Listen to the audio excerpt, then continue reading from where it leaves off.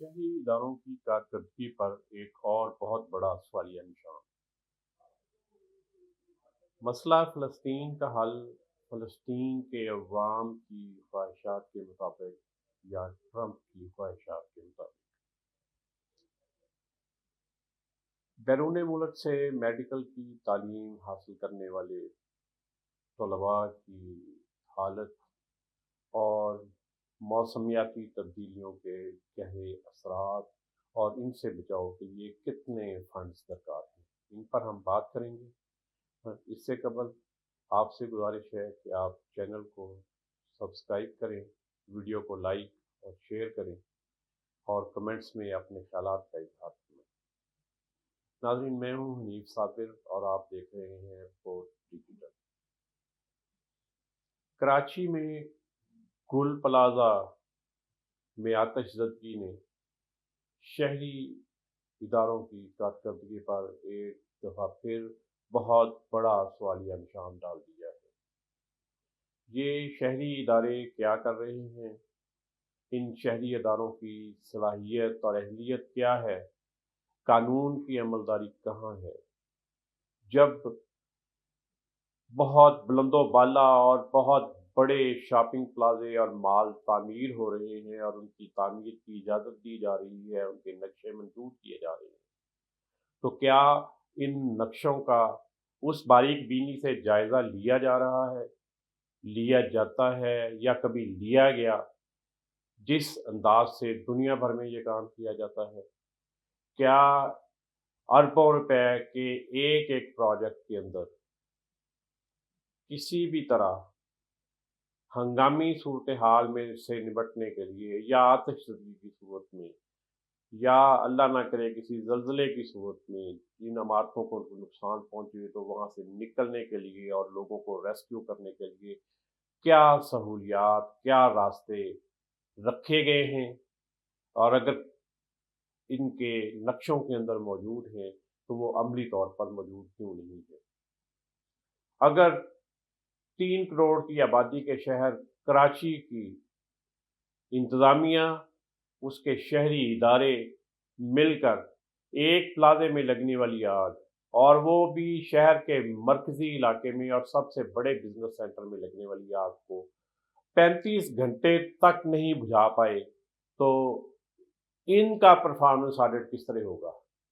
کوئی ان سے پوچھنے والا، کوئی اس کو دیکھنے والا کہ ان کے ادارے، یہ جو فائر بریگیڈ ہے، یہ جو باقی ترقیاتی اداروں کے شعبے ہیں، یہ کس طرح کام کر رہے ہیں، ان کی اہلیت کیا ہے، ان کے پاس یہ صلاحیتیں موجود ہیں یا نہیں؟ جتنے بلند و بالا اور جتنے بڑے پلازے تعمیر کرنے کے لیے اجازت دی جا رہی ہے، ان کے نقشے منظور کیے جا رہے ہیں، اسی صلاحیت کے مطابق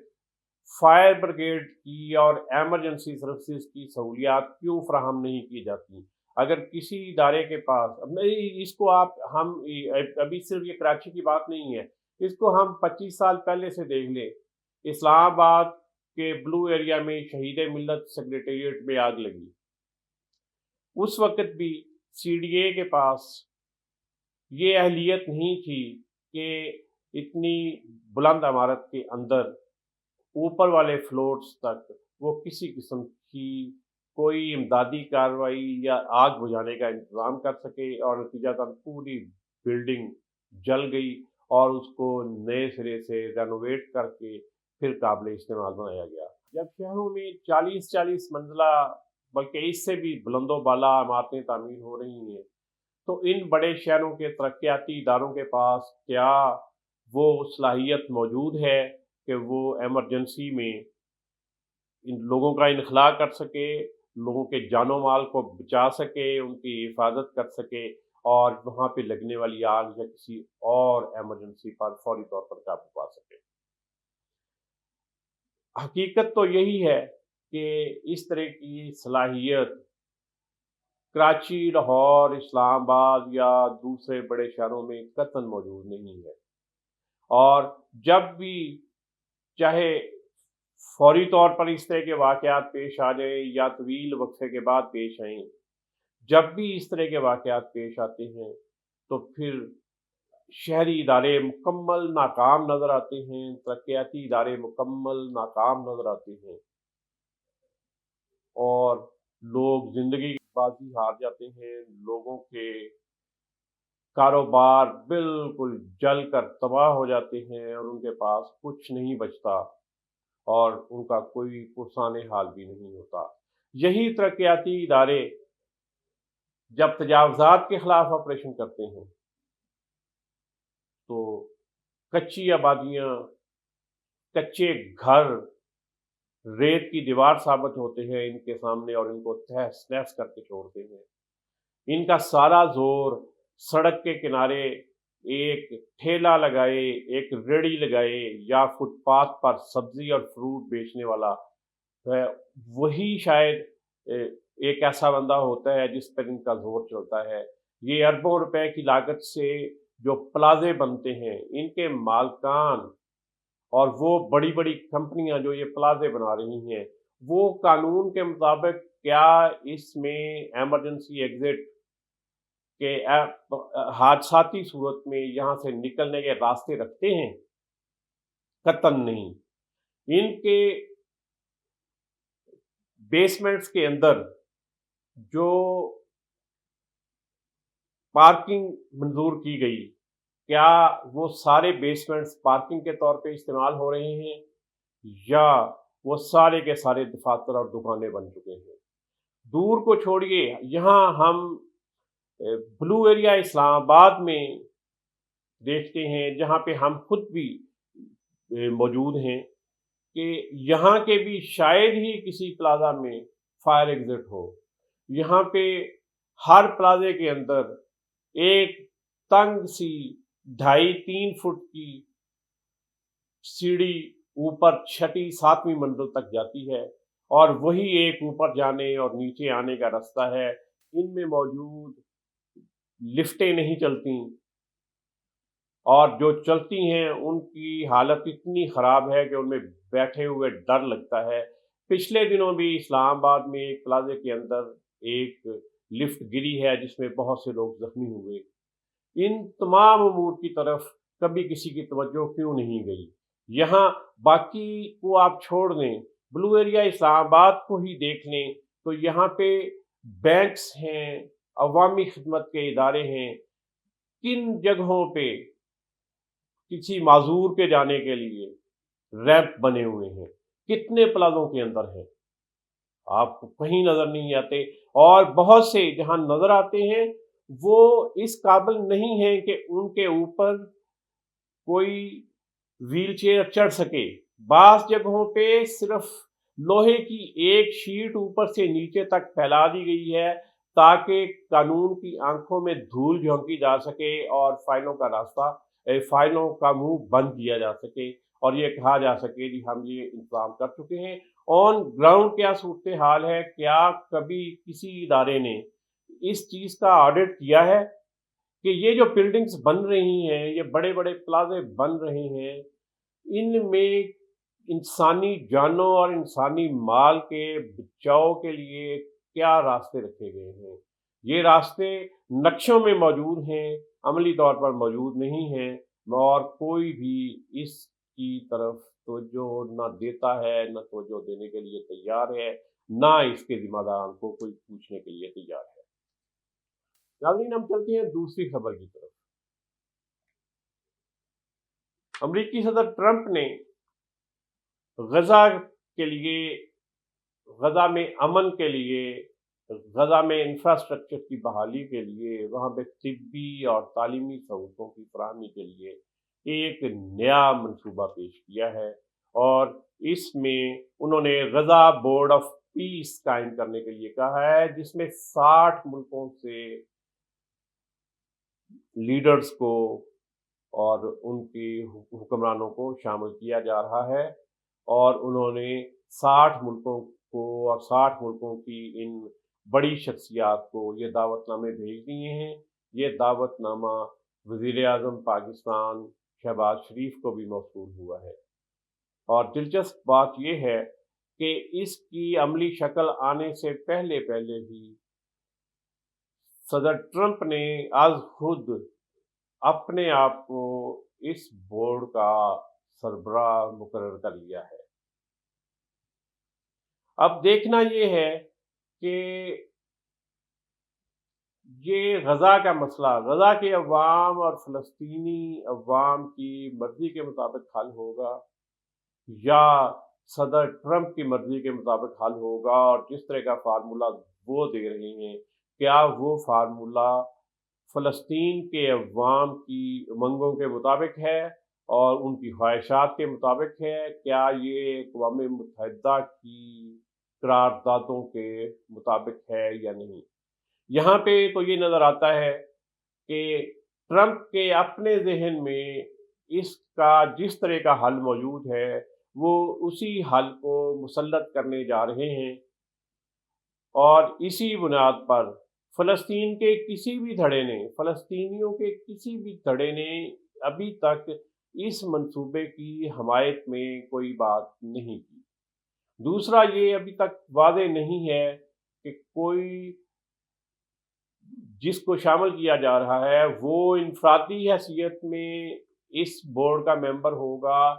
یا ریاستی سطح پر اس کا ممبر ہوگا، کیونکہ کہیں پہ سابق حکمرانوں کو شامل کیا جا رہا ہے، کہیں پہ موجودہ عوامی عہدیدار اس کے ممبر ہیں، اور کچھ بالکل ذاتی حیثیت میں ہیں جو کسی بھی طرح کسی حکومتی سسٹم کا پوری دنیا میں حصہ نہیں ہے، ان کو بھی اس میں شامل کیا جا رہا ہے۔ یوں لگتا ہے کہ جیسے صدر ٹرمپ اپنے ہم خیال لوگوں کو اکٹھا کرنے کی کوشش کر رہے ہیں۔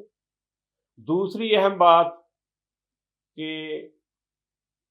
اس کو چلانے کے لیے ایک فنڈ بنانے کی تجویز بھی سامنے آ رہی ہے، جس کو